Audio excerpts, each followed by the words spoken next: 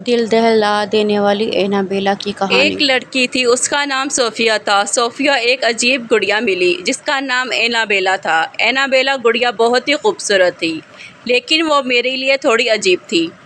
صوفیہ نے اینابیلا گڑیا کو اپنے گھر میں رکھا، لیکن اسے معلوم نہیں تھا کہ گڑیا میں کوئی خطرناک چیز ہے جو اس کو نقصان پہنچا سکتی ہے۔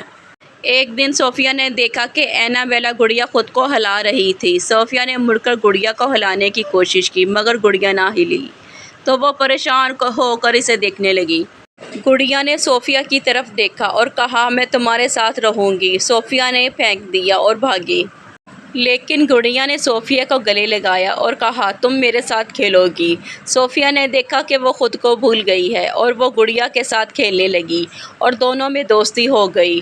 وہ گڑیا کے شہر میں گرفتار ہو گئی۔ صوفیہ کو دوبارہ کبھی نہیں دیکھا گیا اور لوگ کہتے ہیں کہ گڑیا اب بھی اس گھر میں رہتی ہے اور صوفیہ بھی اس کے ساتھ رہتی ہے۔ کوئی نہیں جانتا کہ گڑیا کیا تھی، لیکن لوگ کہتے ہیں کہ گڑیا بہت خطرناک تھی۔ اس کے بعد لوگ ہمارے گھر جانے سے گریز کرنے لگے اور کوئی ہمارے گھر نہیں آیا۔ لیکن عجیب بات یہ ہے کہ کبھی کبھی گھر سے عجیب سی آواز آتی ہے، جیسے گھر کے اندر سے کوئی پکار رہا ہو، اپنے پاس آنے کو کہہ رہا ہو اور مدد کو پکار رہا ہو۔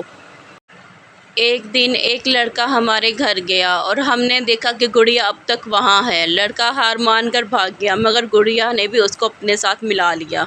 لیکن گڑیا نے لڑکے کو پکڑ لیا اور کہا، تم میرے ساتھ رہو گے۔ لڑکے نے دیکھا کہ وہ خود کو بھول گیا ہے اور وہ گڑیا سے کھیلنے لگا اور اس کی بھی گڑیا سے دوستی ہو گئی۔ لڑکا کبھی نظر نہیں آیا اور لوگ کہتے ہیں کہ گڑیا اب بھی اس گھر میں رہتی ہے۔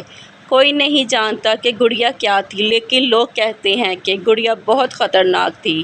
جو بھی اس کے قریب جاتا ہے اس کو اپنے قابو میں کر لیتی ہے اور وہ انسان کبھی نظر نہیں آتا۔